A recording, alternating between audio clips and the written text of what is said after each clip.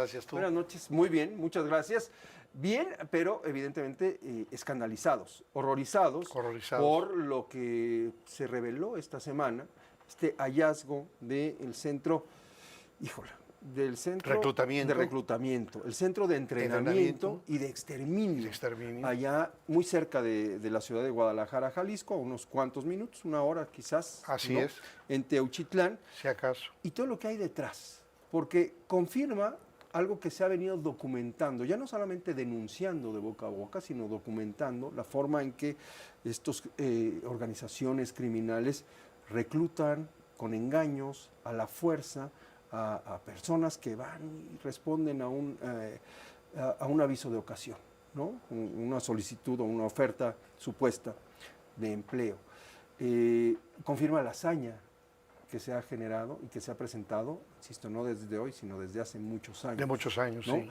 Confirma la complicidad de las autoridades que están parados en el lugar y que quién sabe qué hacen, ¿no? Y una espiral de descomposición terrible, Alfonso. Sí, primo.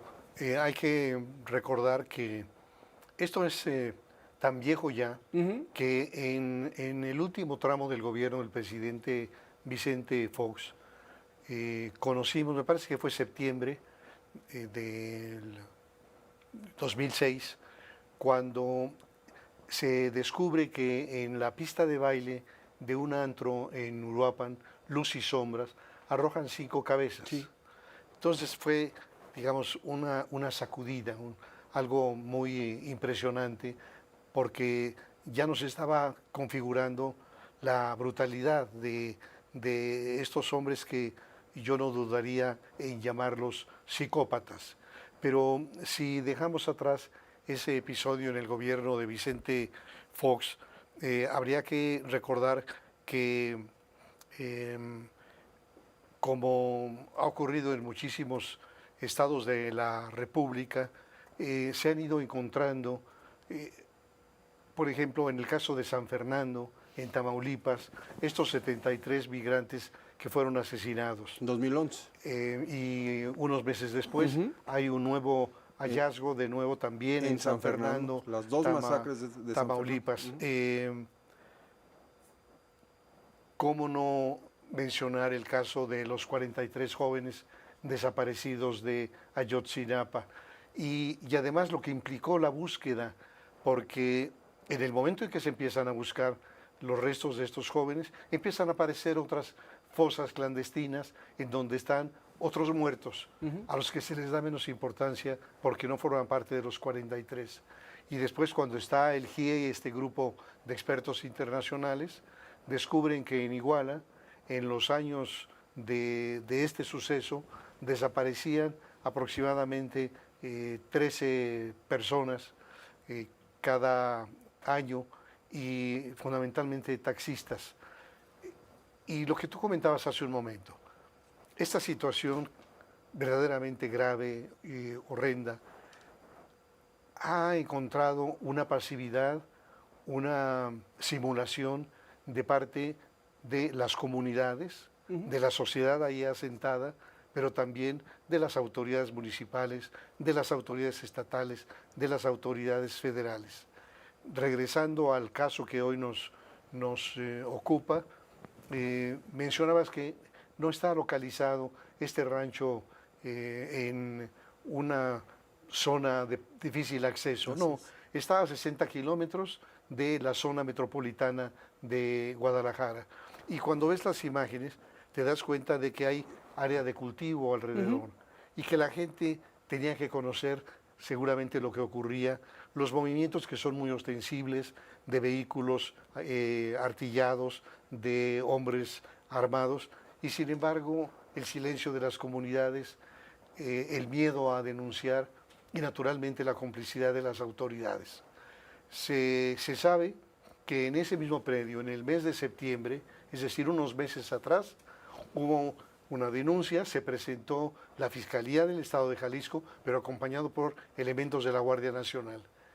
Y uno no puede explicarse que efectivamente no hayan encontrado ahí esa bodega en donde había alrededor de 200 pares de zapatos, 400 prendas de vestir, restos óseos. Entonces, ¿por qué lo ocultaron? ¿Por qué miraron hacia otro lado?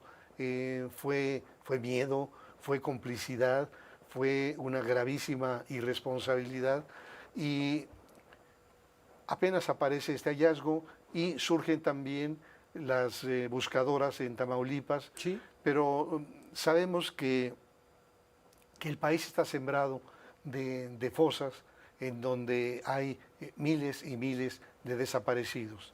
El gobierno nos presenta estadísticas en donde nos dice que está reduciéndose el número de homicidios, pero está aumentando el de desaparecidos.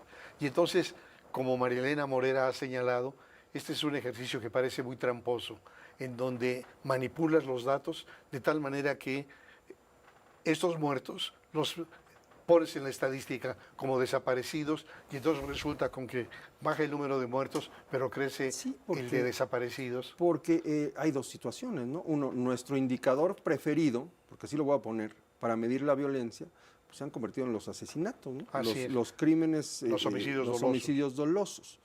Eso por un lado. Entonces, mientras no haya, ni modo, legalmente, mientras no haya un cuerpo, no hay un homicidio, Así es. ¿no? Y por el otro lado está este tema de las desapariciones, esa forma tan tramposa y lamentable de manipular, porque la desaparición es un delito continuo. Es decir, es un delito que no se cierra, como pasa si ahorita te roban tu reloj o si a alguien lo atacan en un momento dado. Es un hecho concreto. Una desaparición, una persona simplemente tal cual desaparece y ese delito sigue ahí existiendo hasta que no se resuelve qué pasó con esa persona. Y lo que vemos es que no se resuelve. Y además tenemos otro caso, otro tema, Alfonso, que es pues, la actitud de los gobernantes. Andrés Manuel López Obrador dio la espalda a este tema. Nunca quiso recibir a las madres buscadoras, que hacen el trabajo de las autoridades. El trabajo del Estado lo hacen los buscadores. Y aún así, el sexenio pasado fue de ignorar, porque cómo se iba a manchar la investidura presidencial.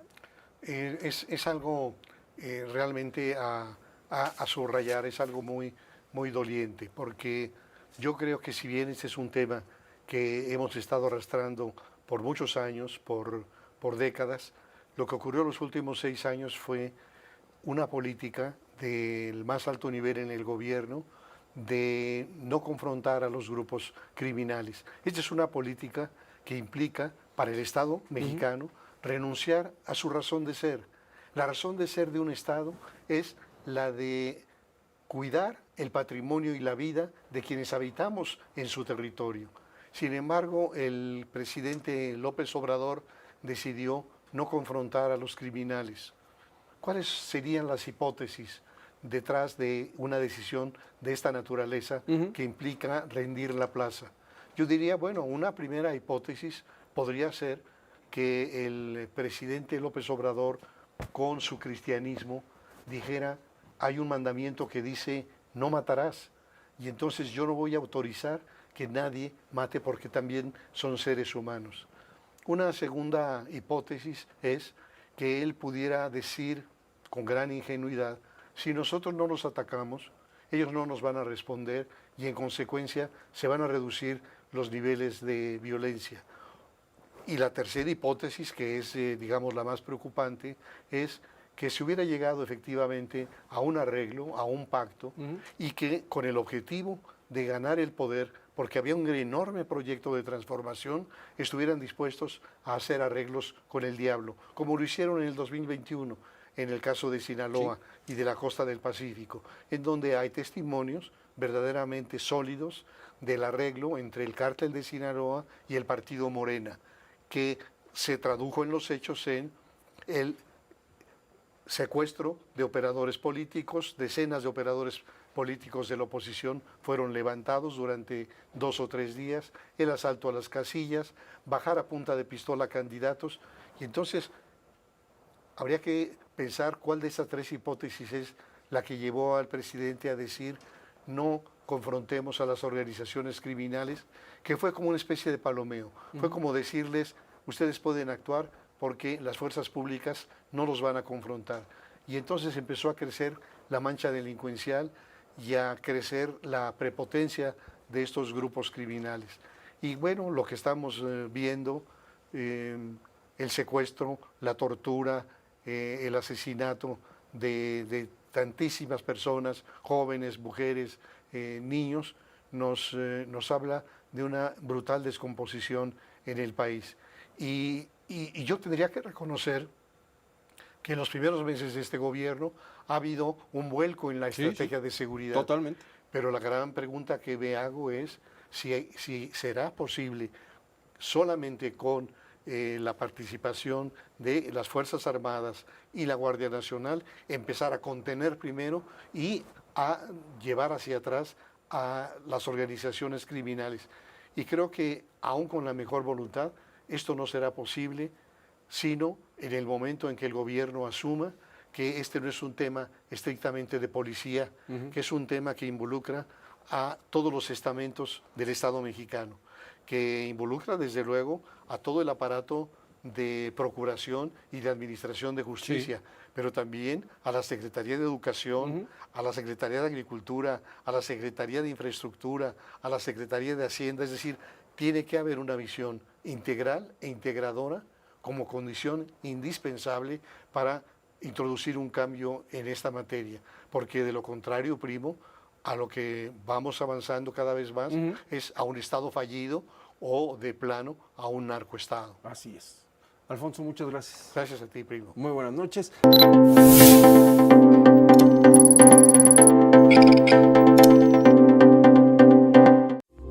Esta fue una producción de Grupo Fórmula. Encuentra más contenido como este en radioformula.mx.